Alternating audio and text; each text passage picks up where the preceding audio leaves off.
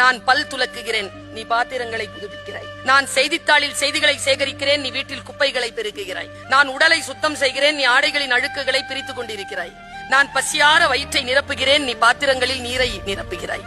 நான் அலுவலகம் கிளம்புகிறேன், நீ பிள்ளைகளை சீருடையில் அனுப்பிவிட்டு என் முறைக்காக காத்திருக்கிறாய். நான் இரவு வீடு திரும்புகிறேன், நீ இன்னும் திரும்பவில்லை சமையலறையிலிருந்து.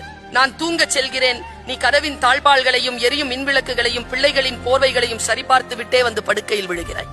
ஒவ்வொரு ஞாயிற்றுக்கிழமையும் ஒவ்வொரு பண்டிகையும் எங்களுக்கு ஓய்வு நாட்கள், உனக்கு உறவு வீட்டு விழாக்களில் எங்களிடத்தில் நீ, கல்வி கூடங்களில் கேள்விகளுக்கான பதிலாய் நீ, சோக நிகழ்வுகளிலும் கண்ணீர் சிந்தியபடி நீ, எங்களின் பிரதிநிதியாக கோவில்களிலும் நீ. என் வாழ்க்கை தோழியே, இப்போதெல்லாம் நான் வேலை செய்கிறேன் என்று சொல்லவே கூச்சமாக இருக்கிறது. கடந்த பொழுதில் உன் ஒற்றை பதிலால் புள்ளி விவரம் சேகரிக்க வந்த அரசு ஊழியர் உன்னிடம் கேட்டார், வேலை பாக்குறீங்களாமா? உன் பதில், இல்லீங்க, நான் வீட்டில் சும்மாதான் இருக்கேன்.